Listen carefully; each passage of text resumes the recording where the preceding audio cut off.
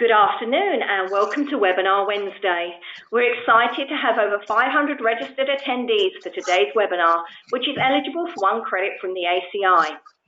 Let's get started by giving one lucky attendee a Webinar Wednesday lunch bag for answering this trivia question. Today's sponsor, Fluke Biomedical, is headquartered in Washington State. What is Seattle's oldest farmers market called? Answer now using the questions feature on your dashboard. While you're answering, I want to invite everyone to save the date for our fall MD Expo, which will be taking place at the Hilton Baltimore Inner Harbor from October the 17th to the 19th. We look forward to you joining us for 3 days of learning, networking, and the latest advances in medical technology, products, and services. Registration is now open, and more details can be found at mdexposhow.com. Okay, let's see who the winner of our Webinar Wednesday lunch bag is. Okay, let's see. We have Matt Davis. Congratulations, Matt. Of course, the correct answer is Pike Place Market. Webinar Wednesday would like to thank our sponsor, Fluke Biomedical. Fluke Biomedical is the premier global provider of test and measurement equipment and services to the healthcare industry. They serve biomedical engineers, quality assurance technicians, medical physicists, oncologists, radiation safety professionals, and are continually expanding their range of solutions to a broader range of health and safety professionals. Learn more at flukebiomedical.com. Okay, and our presenters today are Andrew Clay, Product Marketing Manager at Fluke, and also Michael Raish, Product Manager at Fluke as well. Andrew, you may begin whenever you're ready. Great, thank you. We really appreciate everyone attending our webinar today. I'm Andrew Clay, and with me my partner in crime is Mike Raish, and we're coming to you from lovely Everett, Washington, just north of Seattle, maybe 20 miles from the Pike Place Market. And our talk today is going to be on anesthesia testing. So we're going to talk a little bit about the history of anesthesia and where it started. So we were doing some research on this, and I found that as far back as 4000 BC, people were using poppy and opium, and they're still using that today in some parts of the world. However, when we start to look at inhalational anesthesia, that started around the early 19th century using carbon dioxide with Henry Hickman. And when we moved into the mid-1800s, diethyl ether or nitric oxide started to be used. In the modern century, we started using halothane, enflurane, isoflurane, sevoflurane, and desflurane. And these are the primary agents used today. So one thing to note is that halothane and enflurane have somewhat fallen out of favor. Halothane can cause halothane hepatitis, and enflurane can cause epileptic convulsions. So those have become less popular. The most common agents being used right now are isoflurane, sevoflurane, and desflurane. So those are the ones you're going to see in the hospital environment the most. Okay. When we talk about what does inhalational anesthesia do, what we're trying to do is depress the central nervous system, and there's a number of effects that we want to happen. We want a loss of pain response. We want you to lose your memory of the event. We want loss of motor reflexes. We want you to be unconscious, and we want you to be paralyzed. If that is out of balance in some way, and we'll talk a little bit more about that later, you can get some very bad effects. And so when we're delivering anesthesia, it's important to make sure that our gas mix and our percentage of anesthesia delivered is actually correct. So the purpose of the anesthesia delivery system really is twofold. One is respiratory support, because usually with the person being under, we have to control their ventilation and make sure that they're breathing. And the second is anesthetic agent administration. And we do that with a number of components on the anesthesia machine, namely the fresh gas delivery system, the scavenging system, the vaporizer, flow meters, the ventilator, and any monitors that might be present either for measuring physiological parameters or any of the gas characteristics. And this truly is a system. All these things work together. So as we get a bit further in the presentation, you'll see that each one of these things needs to be tested because it truly is kind of a symbiotic relationship. One can't really work without the other. And this is critical to ensure that the patient is safe and also getting the right mix to get all of those things that we saw on the last slide. So in the clinical setting, we're looking at the patient being in line or in circuit with the anesthesia machine through the circle rebreathing system. And we'll start in the upper left with the fresh gas supply. This then runs past the vaporizer where agent is added through the inspiratory one-way valve and then inspired by the patient where it's metabolized. And you have to watch, all the various characteristics of the lungs and how much oxygen and how much anesthetic agent you're giving. And that's also usually monitored by a third-party medical device as well. When the patient expires, whatever metabolized gases come out or unused gases come out, that goes through the expiratory one-way valve. There's a reservoir bag to relieve any pressure in the system, goes through the APL valve, and then scrubbed, and then we go all the way through the circuit again, basically scrubbing the gas, adding fresh gas, and adding anesthetic agent. So some important things to note are these one-way valves. The inspiratory and expiratory valve make sure that the flow always happens in one direction. You don't want CO2 staying in that circuit because we know that as a patient continues to breathe in CO2, that's not good for their body and it will deplete them of oxygen. So you want to make sure that those valves are working. So when you breathe in, you only breathe in agent and oxygen, the yellow and blue lines. And when you breathe out, you're breathing out some leftover oxygen, some leftover anesthetic agent, and the CO2 that you've metabolized, and you want that to go out. As we go to the left of this diagram, you see the carbon dioxide absorber. Typically, these are pellets, and what they'll do is they'll absorb the CO2 being expired. And most systems out there change color, right? So they'll change to like a pink or a purple to show you how much of that's being used. So that's why you see those little purple dots there. Once it passes through that, the mix is then clean, and you see that it's just oxygen and just anesthetic agent that go back into that circle. And then the fresh gas supply starts the whole process over again. One more thing to note here is that the ventilator can typically take over the function of the reservoir bag and the APL valve. So the ventilator will take over breathing. That's one addition to this diagram that you could think about. So when the bellows are pumping, that's kind of like the reservoir bag going up and down. And then pressure is being controlled, sometimes through PEEP or anything like that. So if you think about that bottom section in the middle as being a ventilator, it's another way to visualize it. So the main component of the anesthesia delivery system is the vaporizer. And here we've got a kind of a detailed generic diagram of a vaporizer. So it's calibrated to release a very controlled amount of anesthetic to the patient. There's usually a mechanical dial that dictates the desired concentration.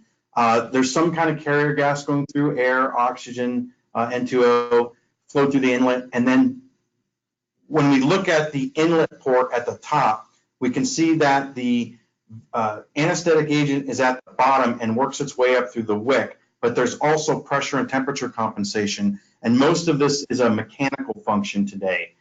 It's almost all mechanical, created by valves and dials. And that controls the amount very precisely how we get to the outlet port.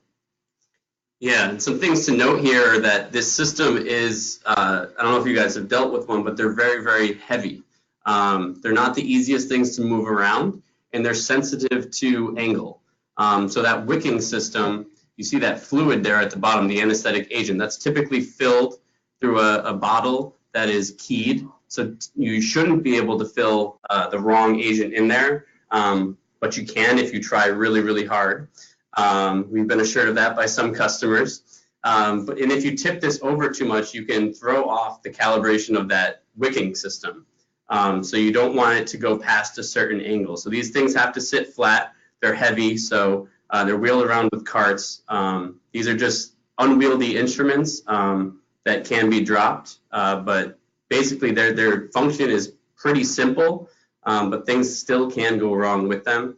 And again, critical that this thing is doing the right job because it is in direct contact with the patient, right?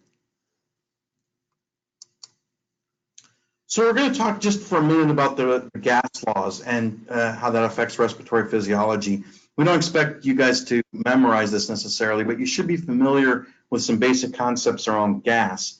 One being, if you're at a higher altitude, there's less pressure, therefore there could be more volume. And you should be thinking about that when you're doing your testing or looking at your percentages or doing any kind of airway measurement, whether that's flow or volume. Have some idea about how temperature, altitude, i.e. pressure, could be affecting your system.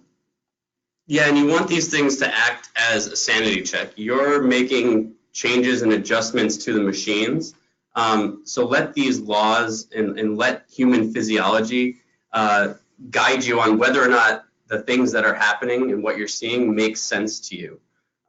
You should understand that before you just go and start pressing buttons, because again, it's patient safety at the end of the day.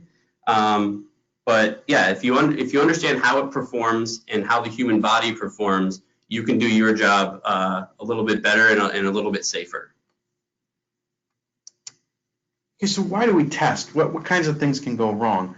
So what you're essentially looking at is the mix of gas in the system and what the patient is getting. But right now we're focusing really on the anesthesia. So if you under-administer anesthesia in some way, then you can get all kinds of other things, undesired effects happening, such as awareness or feeling pain or movement or some kind of psychological effect that's a byproduct of those. So if we're not suppressing your pain, or we're not forcing you to lose your memory, or we don't have a loss of motor reflexes, then there could be some very bad results happen in the operating theater. On the other side, if we over-administer, we can depress the central nervous system too far and put somebody into cardiac arrest or even death. Yeah, so I mean, just to add some color to under-administration, put yourself in the patient's shoes. Imagine that you're laying there on the bed and you're feeling pain and you're aware of what's going on. So you're watching cuts being made, you're feeling the pain, but you can't move and you can't speak. Imagine what that would do to you at a psychological level. Imagine the trauma that that's going to put you through and kind of the burden you're going to bear for the rest of your life. That's kind of one of the dangers, right? But obviously the physical dangers are cardiac arrest and death from over-administration. Which we don't need to explain any further. But yeah, there are a lot of things that can happen to the patient if you don't get this mix right. So aside from measuring the airway gas and the anesthetic contained therein, you can also, the anesthesiologist is also monitoring other physiological parameters, uptake of oxygen, such as SpO2. There's other technologies that measure your awareness, like bispectral index, the BIS system that's been around for a while. That's one way the anesthesiologist can determine your awareness level. But they're also, like I said, monitoring and looking at other physiological parameters to determine what state the patient is in as far as awareness. So when we looked through some of the literature, we found a case study about a vaporizer malfunction where a healthy 36-year-old woman underwent surgery on her arm. And the desflurane vaporizer was set at 3.5% to maintain the anesthesia.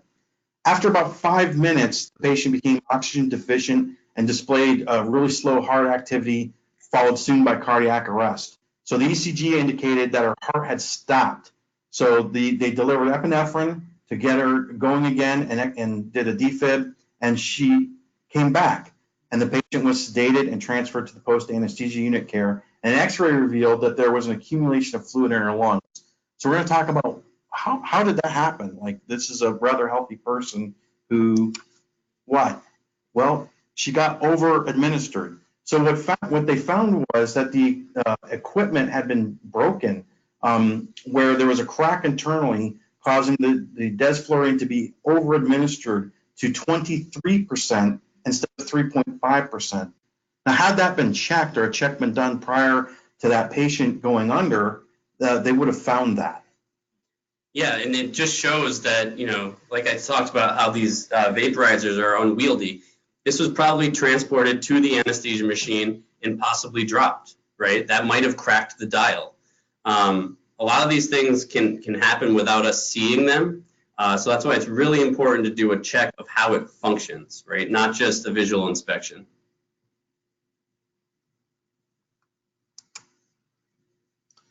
So of all these components, there's a lot of failures that could happen within the system. A failure in the ventilator, the vaporizer, the inhaler system, the scavenging system, the APL valves, the flow meters, or the monitors.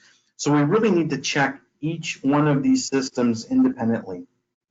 Yeah, there was one question that came in ahead of the webinar, so I do want to address that on this slide. The question was, what are the top anesthesia machine failures? And there are a lot of sources out there that say different things, but in general, our research that we did here at Fluke Biomedical shows that there are two main categories. Most of them fall into misuse or user error. Unfortunately, we can't prevent human interaction and the things that go wrong with that. And this is about 3 times more common than equipment failure, which is the second category. And if we look at the buckets that those fall into, it's typically inadequate oxygenation, right? So checking your flow meters and making sure that oxygen levels are sufficient and as administered. The other is excessive airway pressure. So another ventilator function that we need to check out. So you want to make sure that your pressure control mode is working correctly. And then there's overdose of inhalational anesthetic, which is what we saw in the last example there. And that could be a valve malfunction. It could be a spillage of inhalational agent into the breathing circuit. Could also be the wrong dial setting, as we saw in the case study. But the main point that I want you to take away from all these failure modes is they're mostly preventable, right? If you do a pre-administration check, if you do your preventive maintenance, you can catch these failures and prevent most of them from ever occurring. So it is really important to have an adequate QA process for the entire anesthesia delivery system. Yeah. And ASA has guidelines around that. Okay, so how do we test? So we talked about why, all the different things that can happen. Now we'll talk about how. And we're going to talk about what we believe the best practices should be. The first one is about standardized testing. So you need to figure out what is the right amount of test from the OEM service manual. What does the OEM recommend that you do from a preventative maintenance standpoint each period? And we'll talk about periods here in a minute, whether that's once a year, twice a year, whatever you come up with. But you need to test all modes of ventilation, test all points and ranges, use a standardized test equipment so that you get similar measurements between technicians, and also lock the test procedure. And what we mean by that is some kind of version control that says everyone each year, unless there's a good reason to change it, ought to use the same test procedure so that you can assure that it's consistent period on period. Yeah, and another thing to note is that you should start with international standards, even local standards, the OEM service manual, but you can always do more, right? That's what you have to meet to be compliant. But if you do more, you're lowering the risk in your hospital, you're increasing patient safety. There's nothing telling you that you shouldn't go above and beyond. So depending on what your risk tolerance and risk threshold is, you may want to even do more if you know that a specific component fails more often than others. Run a check on that. No one's gonna slap your wrist for going above and beyond. So when we talk about periodicity, we tend to follow the medical equipment quality assurance program developed by Toby Clark, and there's a book written on this, on medical device QA. And what they talk about is a weighting and a score based on a number of criteria. What's the patient contact? What's the physical risk? What's happened in your hospital as far as incidents that would drive the need for more testing, or maybe even less, perhaps? And then what does the manufacturer's or the regulatory requirements schedule specifies? And when you tally that up, you get basically a score. Now, when we did this in our exercise, we came up with 17, which puts us in the semi-annual or twice a year category. But each hospital should do this sort of independently to figure out what's the right periodicity for testing in my hospital on this ventilator. And this is one of the ways that you can do that in a quantitative way.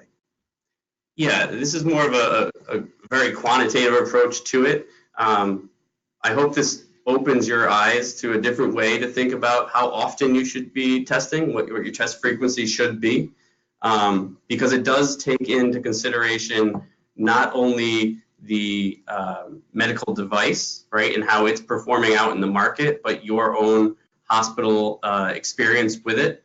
So like I said, if there are some components that fail more often than others, maybe you should check more often. But yeah, this is kind of a really good overarching view of how test frequency could be determined rather than just following what the OEM service manual says. Sometimes it doesn't state it at all. So if you don't, if it's not stated, the test frequency, then you might as well start here and then kind of adjust going forward. But this is a really good starting point. So earlier we zoomed in on the anesthesia system and the ventilator and the vaporizer specifically.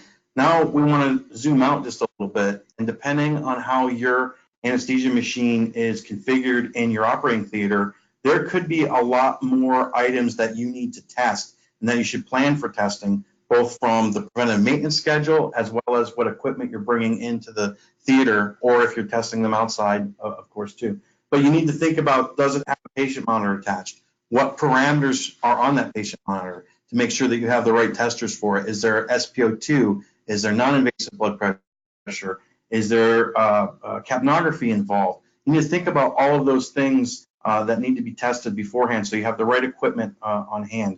Then there's all the different ventilator tests that need to be done. And independent of anesthesia delivery, you have to know that the ventilator performs correctly to the manufacturer specification. And then lastly, we've talked about the vaporizer testing in the yellow box, but there's also, you have to think about electrical safety testing and what periodicity that should be done. Electrical safety testing should not be overlooked as part of the PM. Yeah, and electrical safety is kind of the foundation upon which all other testing should fall, right?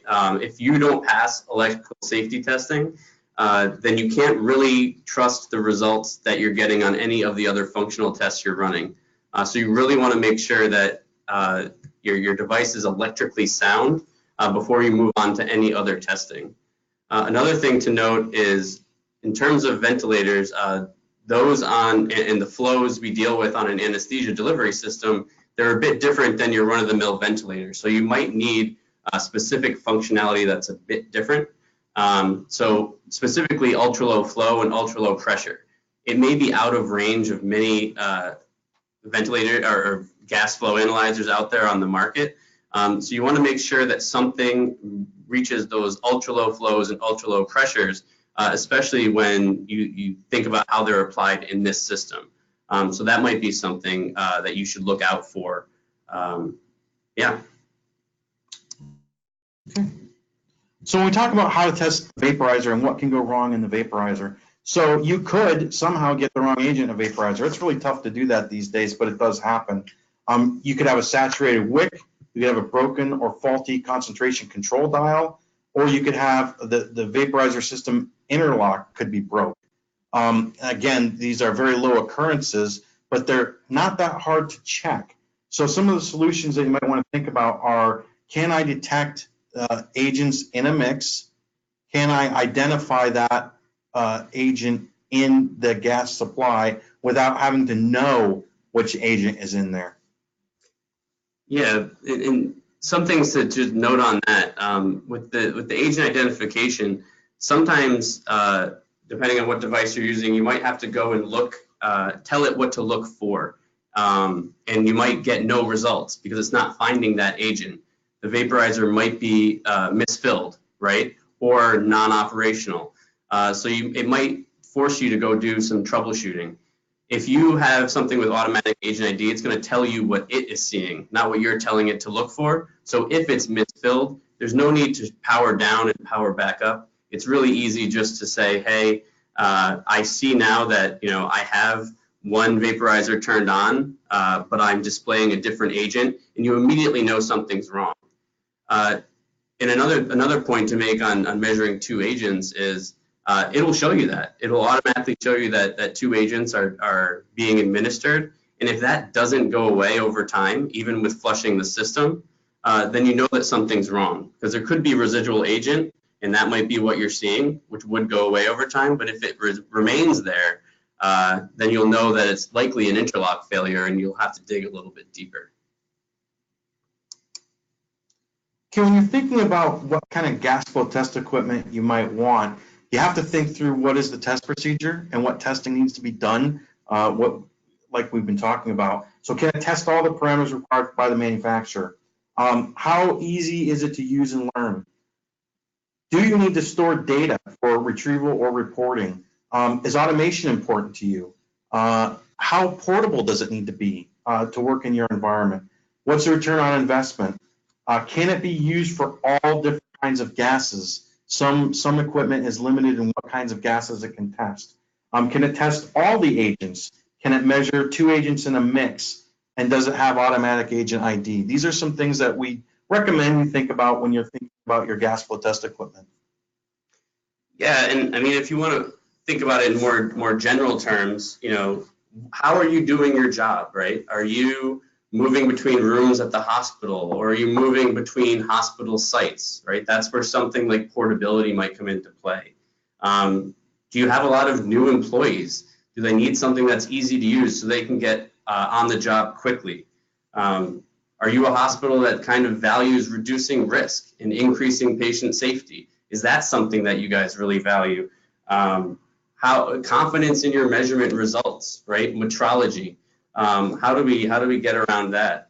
And then, do your people have to carry a PC? Would it be nicer if you could get rid of that, right? One less thing to carry around.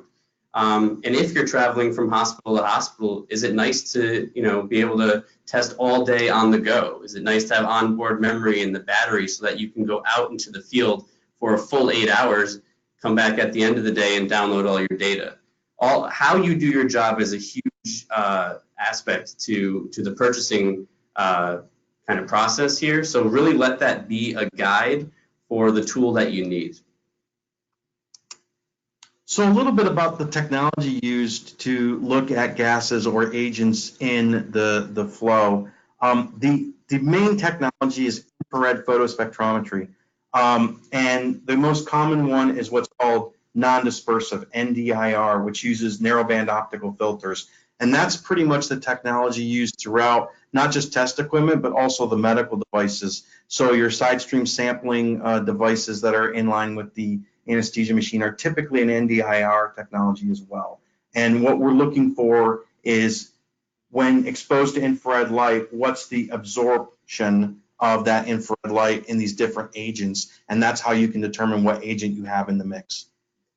Yeah, and you can see that these wavelengths are really bunched together. So these sensors are really sensitive to be able to filter out which agent is truly being administered.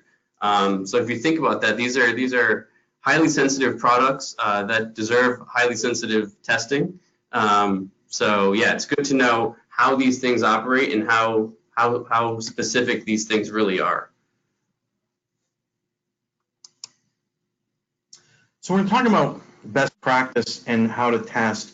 I know some folks tend to use one of the medical devices to test the anesthesia machine, and we really caution to think that through. You can use a calibrated gas that has some X% of accuracy. Then there is the accuracy of the medical device, and then there's the accuracy of the vaporizer. And when you add that up and think about the metrology of that, you have really not a good flow path to knowing whether it's really good or whether it's really in spec. So the better method is either to go, if you just want to test the medical device, your side stream sample device, it's fine to use a calibrated gas. But if you're going to test your vaporizer, we'd recommend using an actual calibrated test instrument rather than the medical device to do that testing. Yeah, and the reason why separating those out is so important is because those tolerances are additive, right? So if you look at the diagram on the left, if you were to measure that vaporizer, your test accuracy is going to be X% plus Y%, or in the other direction, minus X% minus Y%. So if you think of X being 1% and Y being 5%, that means that your tolerance is really plus or minus 6% there. So you really have to take all of those things into consideration and figure out, is that within spec? Is that within what my service manual truly wants me to measure?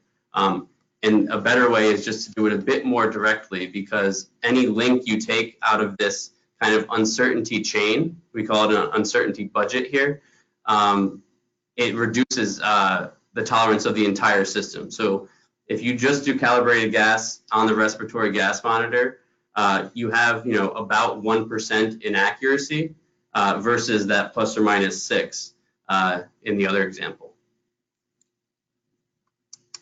So we're going to spend just a moment talking about our equipment in particular and what we've done. We've released a couple products in the last year and a half to test ventilation and anesthesia testing. And we really went out and talked to a lot of you and your compatriots and figuring out how do you do the work and what's the best way to do the work in coordination with a lot of the OEMs. And we really looked through the different problems and how we can address. So if I'll just highlight a few of them. Our VT series has a single flow channel that will measure a very wide range of pressures and volumes. On our vaporizer tester, we've got auto agent ID and we can test in the mix. And I'll show you some pictures of our equipment here in a moment. Yeah, and a lot of this is just thinking about what jobs you're trying to do, right? So in general, yeah, you're testing each one of those functions, but there are a lot of issues that we know you guys are having along the way. So having that single high-low flow channel that Andrew pointed out helps get rid of some modules, right? Or the need to disconnect and reconnect, as in our old product, the VT Plus. Being able to store your results and have that battery life allows you to have that on-the-go testing that I touched on a few slides ago. Warm-up time is always an issue, right? You want to be able to get to testing as quickly as you can. So you do want to be cautious about how long that takes. And zeroing, right? How long do those sensors stay in spec? Because you don't want to be changing things. These are all issues that we heard from customers and we used to drive our product development process. So we were cognizant of how much space we had when we went into developing a vaporizer tester. So we wanted to make sure everything could fit on the bench, right? Or on the little surface that pulls out.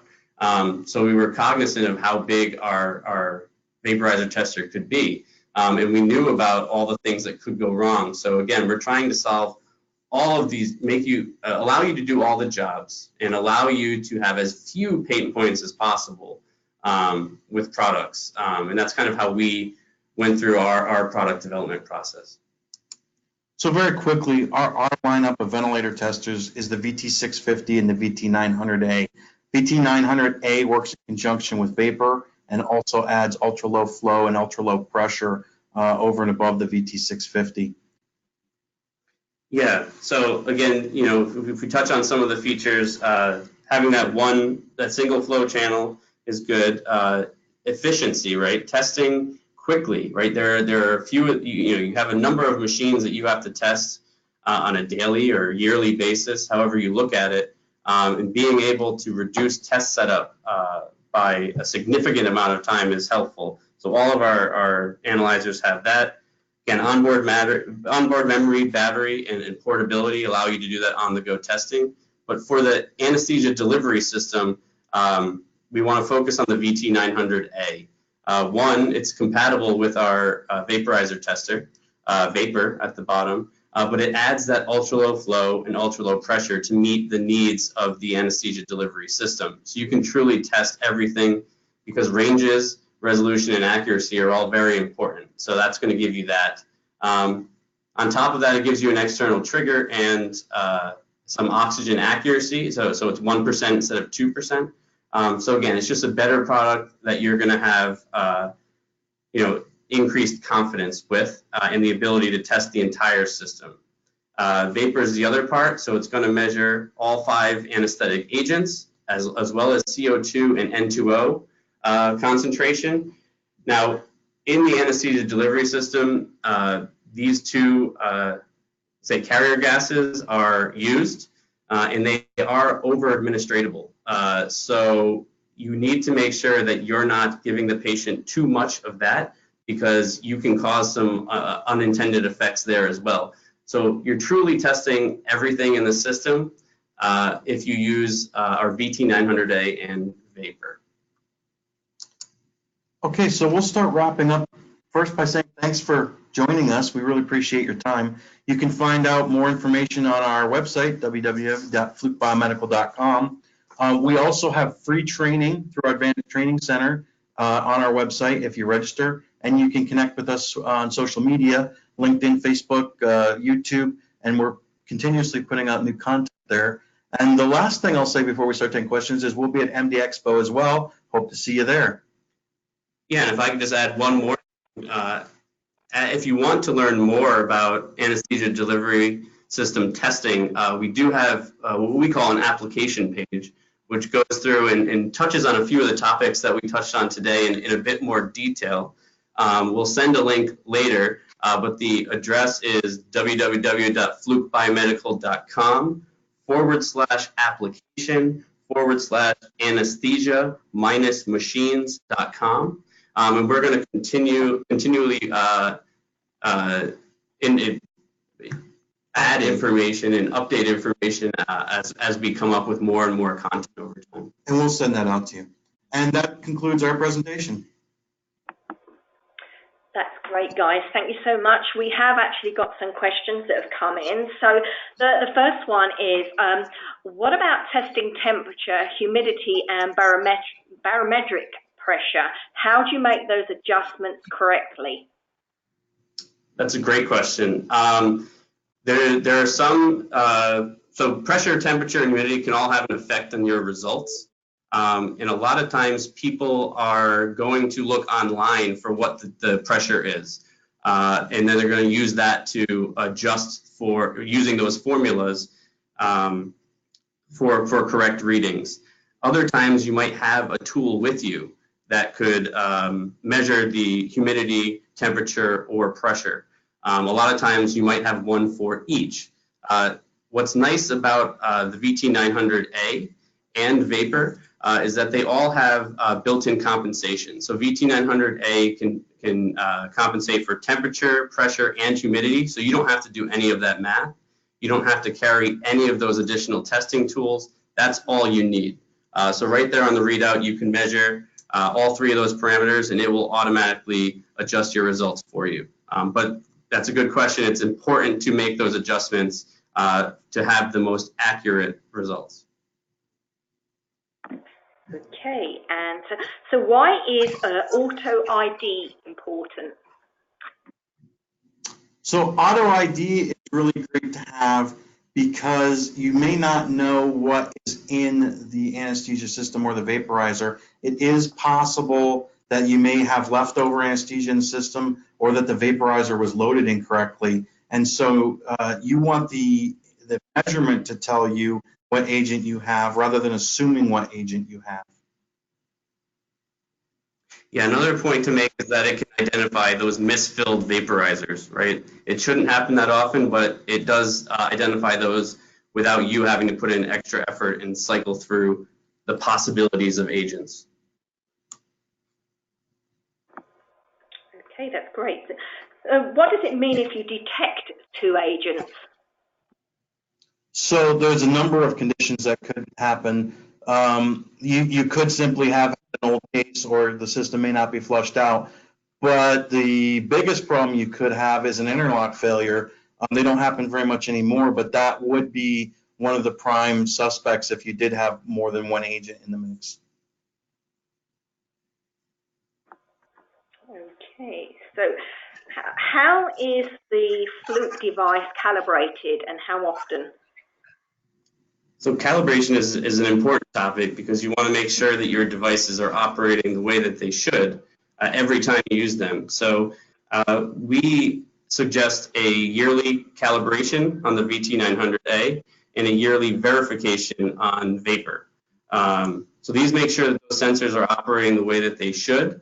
If you send it to a Fluke Biomedical Service Center, we'll test it at the test points that it was designed at. So you're making sure that you're getting it back within factory specs. And that's really important because you want these measuring the way that they should every time you use it. So you really don't want these going out of calibration. I would add that the VT series is calibrated against a Fluke Moblock system, which is very highly respected in the metrology world. So our devices are extremely accurate. Okay, that's great. Another one here is, why are parts very expensive? So I'll take this one. So Fluke Biomedical products, many of them are medical devices themselves. So we have experience developing products that are ISO 13485 compliant, as well as FDA cleared. So we know the rigorous quality and performance standards that you need to put your devices through. And we know that that comes at a cost. You want your medical devices operating as they should and as you want them to every time. And that's how we view our products. So we place that quality at a very high level, and we hope that you do too. And that's why some of our products come at a bit of a higher price. If we hold our products to higher standards, that should give you the confidence that you're measuring the way that you should, that you are compliant, and that you are driving patient safety in your hospital. So that's how we view our products, and that's why from a metrological standpoint and a patient safety standpoint, we are the premier distributor in the market.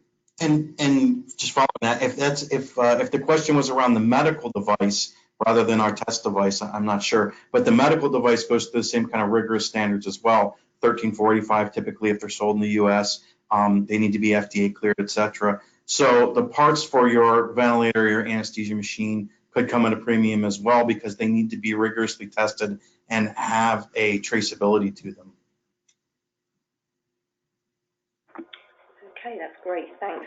And what are common ways to vacate exhaled gas from the operating room? Yeah, so this is a little bit out of scope, but I'll take a stab at it. It really depends on how the operating theater is built. There are a couple kind of tactics that people use out there. One is on the anesthesia machine itself, which is the anesthesia gas scavenging system. So this will pull unused gases away from the patient circuit and then dispose of them properly so that they're not just sitting there in the room. The other way is by using negative pressure. So a lot of these operating theaters are pressurized, and that'll be another way that they pull in new fresh air and pull out any air that shouldn't reach the patient or the doctors. Okay, that's great. Another question here is, any new EC requirements for post-repair testing? So I'll take this one. There's really nothing new as of today. But what we do meet is, or the standard is ISO 80601 -2 -55. That's the standard being, it's dash, sorry. It's still the standard being tested to, but another thing you should always look at is the OEM service manual. That's where you want to start developing your test procedure. So always look there first to make sure that you're compliant. Again, you can add more. And another important thing to note is electrical safety testing. Make sure you don't skip that. Like I said, it is critical to testing the entire system. It is critical to being confident in your measurements, but it's also critical to being compliant. So make sure you're meeting the service manual for that, as well as any local or national standards. Also, ASA has guidelines as well. So the American Anesthesia Association issues guidelines around preventative checks or rather preoperative checks as well. So ASA is a great website to go check on as well. Okay, that's great. And how can we make sure the unit is measuring CO2 correctly?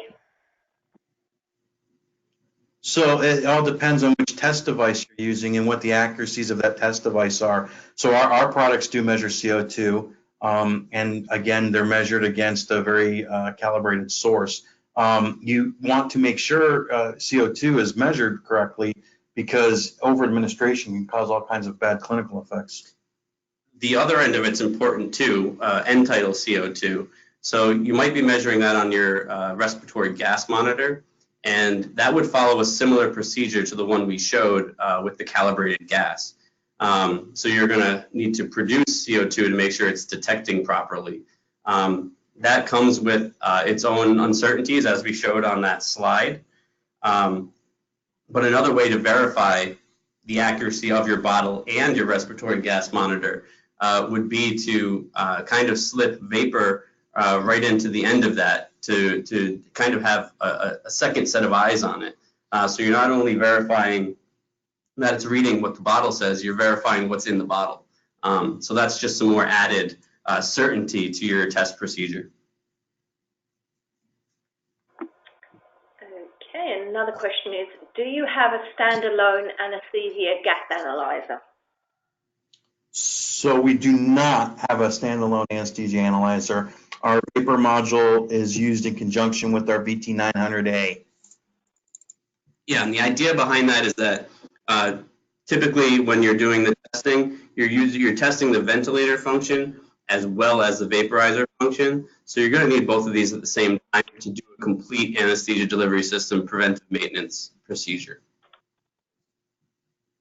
Okay, and following on from that, is when using an anesthetic gas analyzer, what O2 flow rate should be used when measuring the agent percentage? And does it vary between vaporizer manufacturers or testing equipment? Short answer is yes, it will vary between manufacturers. The service manual for each of those devices should tell you what flow rates they're calibrated at or what flow rate they need to see to be accurate. You have anything else on that? Yeah, so typically if you look at a service manual, they're going to dictate a flow rate, but also an agent concentration. So it's typically kind of a tabulated test procedure, whereas you're going to test a certain concentration at a certain flow.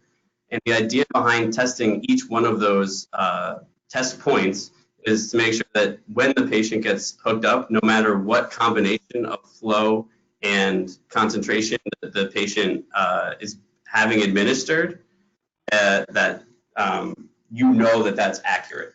So no matter where on that spectrum you lie, you're confident in the accuracy.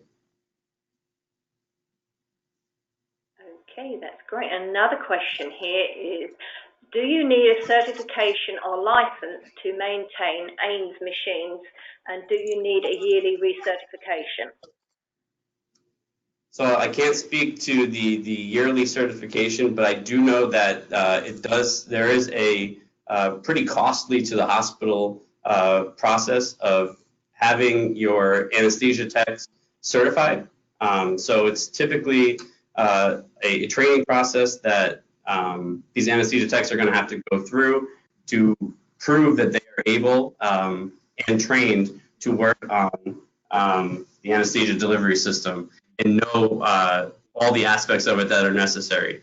I can't speak to if they have to be retrained yearly because it's a little bit out of the scope of what Fluke Biomedical does, since we're out of the clinical space.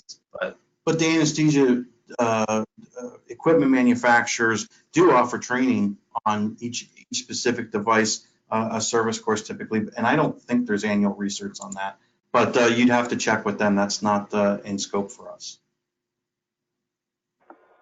Okie dokie. And will the Fluke measure N20 flow, especially in low flow conditions?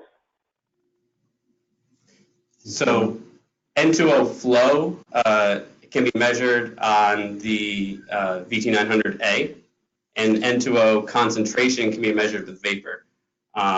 So you think about the gas factors of the 5900A, we have a different correction mode for each gas being used. So if you're looking for ultra low flow, that should work with N2O.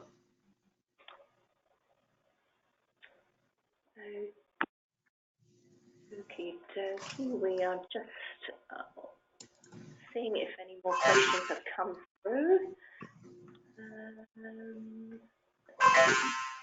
Okay, yep, we have one more. Okay. Is the VT900A compatible with all brands of anesthesia machines? Short answer is yes.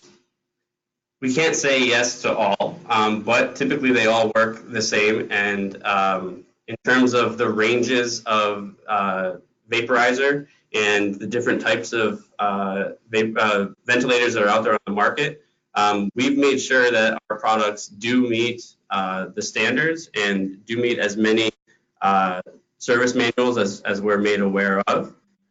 And right now, yeah, there aren't any applications that we can't meet, but I won't say all because there's always outliers.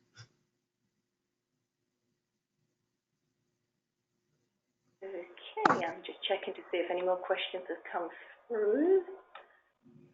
As we are actually coming up to the end of our hour. Okay, we've got time for one more question, which is, can I use a known CO2 concentration to do the verification for the gas analyzer? So the short answer there is no, because that would be incomplete. If you're just testing the respiratory gas analyzer and just looking at CO2, that's all you've tested. The respiratory gas analyzer does a lot more than that. So if you're looking to make sure that the anesthetic concentration is correct as well, you need to do that with a calibrated gas bottle that has a certified anesthetic mix in there. If you're not doing that, then you're not testing the entire function, you're only testing part of it. And yeah, if you're just testing a single parameter, you can't say that the whole system is working. Okay, right, we're coming up to the end of our hour. So any questions we haven't had time to ask today, attendees, I will be forwarding to Andrew and Michael, so they will contact you offline. So thank you, Andrew and Michael, for a great and informative webinar, and thank you again to today's sponsors, Fluke Biomedical. Just a reminder that we have now automated the post-webinar survey and certificate process, and hope that you're finding it more convenient. The survey link will be included in the follow-up email, which you'll receive in about an hour's time, so look out for that. Once you've completed the survey, you'll be able to download your certificate immediately. One lucky attendee will still win an Amazon gift card for completing the survey. If you have any questions, please contact us at webinar@mdpublishing.com. And for more information about our upcoming webinars, please visit our website, webinarwednesday.live. So thanks once again for everybody to joining us today.